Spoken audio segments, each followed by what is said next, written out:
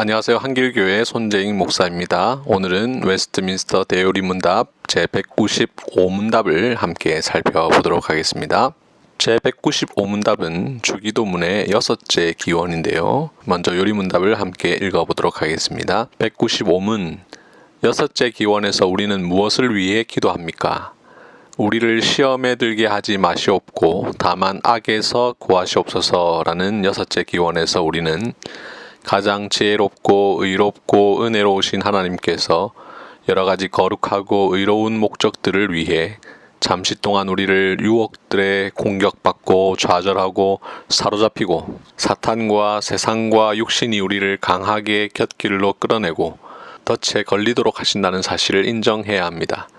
또한 우리는 죄 용서함을 받은 후에라도 우리의 부패함과 연약함과 부주의함으로 인해 유혹을 받고 더 나아가 우리 자신을 유혹들에 노출시킬 뿐만 아니라 우리 스스로 유혹에 저항하고 유혹으로부터 회복되고 그것을 활용할 수도 없고 그렇게 하려고도 하지 않아서 그 권세 아래 내버려둠을 받아 마땅함을 인정해야 합니다. 그래서 우리는 하나님께서 세상과 그 안에 있는 모든 것을 주관하시고 육신을 굴복시키시고 사탄을 제어하시고 모든 것을 명령하시고 모든 은혜의 수단들을 베푸시고 복주시고 우리의 주의를 일깨우셔서 우리가 은혜의 수단들을 사용하게 하시고 우리와 그분의 모든 백성이 하나님의 섭리로 죄의 유혹에 빠지지 않게 지켜주시기를 기도합니다.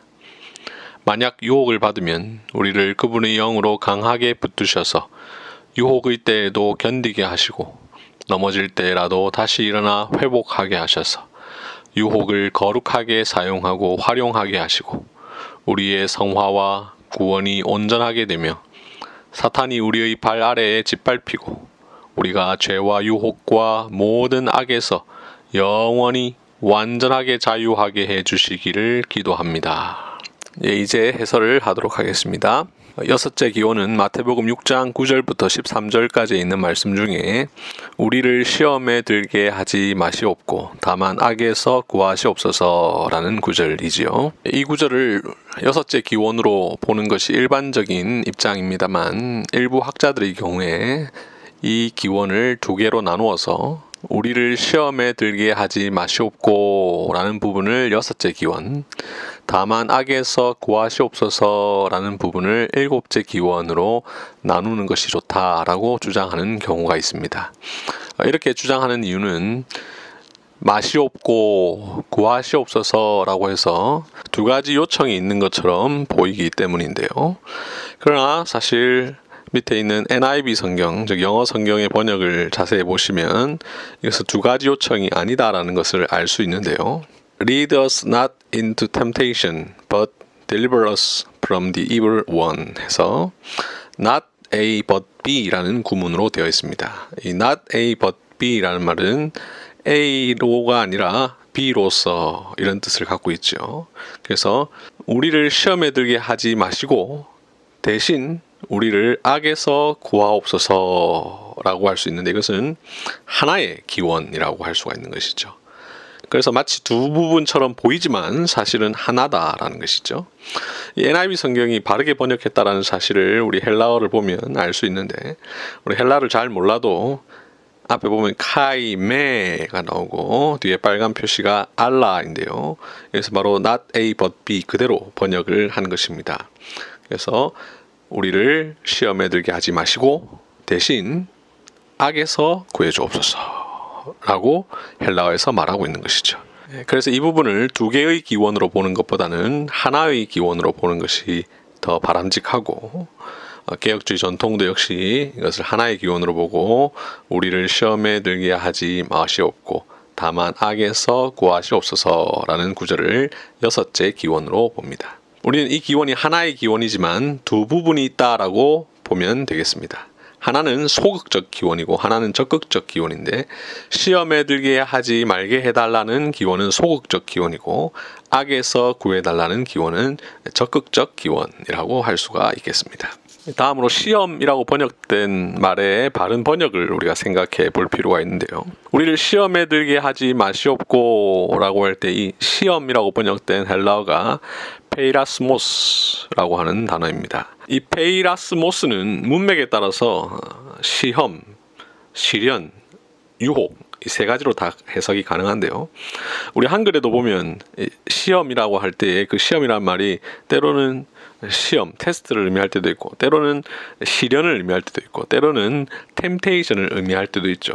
그런데 이렇게 같은 시험이라는 단어라 하더라도 그 의미에 따라 테스트냐, 트라이얼이냐, 템테이션이냐 하는 것은 의미가 많이 달라질 수 있죠.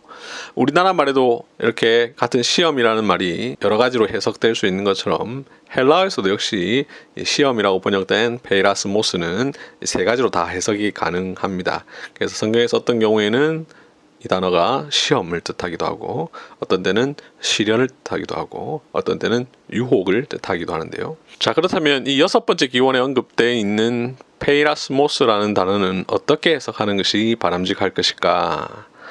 우리 NIV 영어 성경에 보면 Lead us not into temptation 해서 유혹이라고 번역하는 것이 더 좋다라고 해두었고 이것이 더 바람직하다라는 암시를 해주었는데요. NIV만 아니라 킹 제임스 버전에도 이렇게 해석을 해두었습니다. 왜 temptation이라고 보는 것이 좋은가? 먼저 시험이라고 우리 한글 성경에는 번역되어 있습니다만 시험으로 하게 되면 조금 이상할 수 있습니다. 왜냐하면 하나님은 때때로 우리를 시험하십니다. 즉 테스트 하시죠. 대표적인 것이 창세기 22장에 하나님께서 아브라함에게 이삭을 바치라고 말씀하실 때에 창세기 22장 1절에 보면 하나님이 아브라함을 시험하시려고 그를 부르시되 라고 해서 하나님께서 시험하신 내용이 나오죠. 그래서 시험에 들게 하지 마시옵고 라고 하면 하나님은 우리를 시험하실 때도 있는데 하나님 시험 들지 못하게 해주십시오. 이렇게 해버리면 하나님의 뜻에 맞지 않는 기도가 될 수 있죠. 그래서 여기서 시험이라는 말은 시험이라고 번역하는 것이 바람직하지 않습니다. 시련 역시 마찬가지인데요. 하나님은 때로 우리에게 시련을 주시죠. 어려운 일을 허락해 주십니다. 그것이 우리를 연단하시는 한 방편이 되기도 하고 그래서 역시 시련도 주지 마십시오 라고 단적으로 말하기는 어렵습니다. 그러나 유혹은 우리가 이런 기도를 할 수 있죠. 유혹에 빠지지 않도록. 하나님은 우리를 시험하시지만 하나님이 우리를 유혹하시지는 않습니다. 유혹은 하나님이 하시는 일이 아니죠. 우리가 살면서 여러 가지 유혹에 빠지게 되는데 그 유혹에 빠지지 않도록 하나님께 기도할 수 있죠. 이런 점에서 유혹이라고 번역하는 것이 좋고 공동번역이라는 성경이 있는데 그 공동번역에도 보면 우리를 유혹에 빠지지 않게 하시고 라고 번역을 했습니다. 천주교가 사용하고 있는 성경에도 보면 저희를 유혹에 빠지지 않게 하시고 라고 번역을 했습니다. 그래서 유혹이라고 번역하는 것이 더 바람직하다라는 점을 꼭 생각하면 좋겠습니다. 다음으로 악이라고 번역된 말의 바른 번역에 대해서 생각해 보겠습니다. 여러분들 보고 계시는 화면의 경우에 3번 난해주가 있죠. 노란 표시에 보면 또는 악한 자에게서도 라고 되어 있는데 여러분들 갖고 계신 성경을 펼쳐보시면 다만 악에서 구하시옵소서라는 부분에 이런 표시가 되어 있습니다. 그래서 이 악에서 구하시옵소서라는 말을 악한 자에게서도 구하시옵소서 이렇게 번역할 수 있다라는 설명을 달아둔 것을 볼 수 있습니다. 화면 밑에 보시면 NIV와 킹 제임스 버전을 다 인용을 해두었는데 NIV 성경의 경우에 더 evil one 해서 이 악한 자라고 번역했죠. 반면 킹 제임스 버전은 from evil 해서 악으로 번역을 했는데요. 이렇게 NIV와 킹 제임스가 번역이 다르고 또 우리 한글 성경의 난해주에 또는 악한 자에게서도 이렇게 표시를 해둔 이유는 이 헬라어 to ponero라고 하는 말이 둘 다 번역이 가능하기 때문입니다. to ponero라는 말이 악이라는 말로 번역할 수도 있고 악한 자라고도 번역을 할 수가 있습니다. 문법적으로 둘 다 가능한 한데 투라는 정관사를 중성 관사로 해석할 경우에 악으로부터가 되고 남성 관사로 해석할 경우에 악한 자로부터가 되는데 이것은 둘 다 가능하고 문맥상으로도 어떤 의미로 사용 다 가능하기 때문에 쉽게 파악하기가 어렵습니다. 그래서 교회 역사에도 보면 이것을 악이라고 해석한 경우도 있고 악한 자라고 해석한 경우가 있습니다. 아우구스티누스나 암브로스 같은 사람은 악으로 해석해야 된다라고 보았고 테르툴리아누스나 키프리아누스, 루터 같은 사람은 악한 자라고 해석해야 된다고 보았습니다. 칼빈의 경우에는 둘 다 해석이 가능하다고 보면서 어떤 결론을 내려야 할지에 대해서는 유보를 했는데요. 실제로 악이라고도 번역할 수도 있고 악한 자로도 번역할 수 있기 때문에 누가 옳다라고 단정짓기는 굉장히 어렵습니다. 어떤 해석이 옳으냐를 떠나서 여기서 악은 결국 악한 자로부터 오는 것이고 그 악한 자는 바로 사탄이라는 사실을 우리가 생각해 볼 필요가 있겠습니다. 자, 이렇게 두 가지 다 해석이 가능하다는 사실을 염두에 두고 이제 본격적으로 대요리문답 195문답을 해설하도록 하겠습니다. 주기도문의 대부분의 기원이 그러한 것처럼 이 여섯째 기원에도 이 기도의 전제가 있는데요. 크게 5가지로 나누어 볼 수 있습니다. 요리문답에 이렇게 빨간색으로 표시해 둔 부분에 잘 나와 있는데요. 가장 지혜롭고 의롭고 은혜로우신 하나님께서 여러 가지 거룩하고 의로운 목적들을 위해 잠시 동안 우리를 유혹들에 공격받고 좌절하고 사로잡히고 사탄과 세상과 육신이 우리를 강하게 곁길로 끌어내고 덫에 걸리도록 하신다는 사실을 인정해야 합니다. 또한 우리는 죄 용서함을 받은 후에라도 우리의 부패함과 연약함과 부주의함으로 인해 유혹을 받고 더 나아가 우리 자신을 유혹에 노출시킬 뿐만 아니라 우리 스스로 유혹에 저항하고 유혹으로부터 회복되고 그것을 활용할 수도 없고 그렇게 하려고도 하지 않아서 그 권세 아래 내버려 둠을 받아 마땅함을 인정해야 합니다. 이 부분이 이 기도의 전제인데요. 이걸 설명하기 전에 먼저 한 가지 말씀을 드리면 우리를 시험에 들게 하지 마시옵고 라는 부분에 보면 시험이라는 말을 영어로 temptation이라고 표시를 해두었죠. 제가 이 부분을 번역할 때에 일단 한글 성경에 있는 부분은 존중하기 위해서 시험이라고 해두었고 그 다음 이어지는 내용들에 보면 다 유혹 혹은 유혹들 이렇게 번역을 해두었습니다. temptation이라는 뜻이 바람직하기 때문에 사실은 우리를 유혹에 빠지지 않게 하여 주시옵고 이렇게 번역하는 것이 바람직한데 일단 한글 성경에 시험이라고 되어 있기 때문에 주기도문의 본문에 대해서는 시험이라고 번역했고 대요리문답의 나머지 부분은 다 유혹이라고 번역을 했습니다. 이 빨간색으로 표시된 부분이 우리가 여섯째 기원에서 기도할 때에 전제해야 하는 부분인데요. 이 내용을 크게 5가지로 정리해 볼 수 있습니다. 첫째, 우리는 유혹을 받을 수밖에 없는 존재다. 둘째, 하나님께서는 우리를 유혹받도록 허용하신다라는 사실을 인정해야 한다. 셋째, 우리가 죄 용서함을 받은 이후에도 유혹을 받는데 그 이유는 우리의 부패함과 연약함과 부주의함 때문이다. 넷째, 우리는 유혹을 받을 뿐만 아니라 우리 스스로도 유혹에 노출시키기도 한다. 다섯째, 우리는 우리 스스로 유혹에 저항할 힘과 의지가 없기에 그 유혹의 권세 아래 내버려둠을 받아 마땅하다. 이 5가지 전제를 가지고 우리가 이 기도를 하는 것이죠. 그래서 우리는 이 기도를 할 때마다 이 사실을 우리가 늘 인정해야 된다라는 사실을 기억해야 되고 또 이 기도를 하면서 동시에 우리는 이런 존재구나 라는 사실을 인식하게 됩니다. 좀 더 구체적으로 설명을 하면 첫째, 우리는 유혹을 받을 수밖에 없는 존재죠. 사람은 첫사람 아담 이후로 지금까지 계속해서 유혹을 받고 있습니다. 뱀이 첫사람 하와를 미혹했고 그 이후로 지금까지 우리를 유혹하고 있는데요. 우리는 이 기도를 하는 이유가 우리는 유혹받을 수밖에 없는 존재다라는 사실을 기억하면서 이 기도를 해야 할 것입니다. 둘째, 하나님께서는 우리를 유혹받도록 허용하신다. 하나님이 우리를 유혹하시지는 않습니다. 하나님은 우리를 죄에 빠지도록 하기 위해서 의도적으로 유혹하시는 분이 아닙니다. 다만 사단이 우리를 유혹하는 일에 있어서 하나님은 그것을 허용하시는데 그 사실을 우리는 인정해야 하는 것이죠. 다만 왜 그렇게 하시느냐, 그 이유를 우리가 정확하게는 알 수 없고, 다만 하나님께서 우리를 유혹받도록 허용하신다라는 사실을 인정해야 합니다. 이 사실은 죄 용서함을 받은 이후에도 여전한데 그것은 우리 때문이다. 우리의 부패함과 연약함과 부주의함 때문이다. 넷째, 우리는 우리가 유혹에 받기도 하지만 우리 스스로 그 유혹에 노출시키기도 한다라는 것이죠. 우리가 소극적으로 유혹을 받지만 또 적극적으로 유혹에 우리를 노출시킬 때도 있다. 다섯째, 그런 유혹을 받고 유혹에 노출될 때에 우리 스스로 유혹에 저항할 힘과 의지가 없다. 그래서 그 유혹의 권세 아래 내버려 두게 되는 것, 그거 마땅하다라는 것이죠. 이런 사실을 인정하면서 우리가 이 여섯째 기원으로 기도합니다.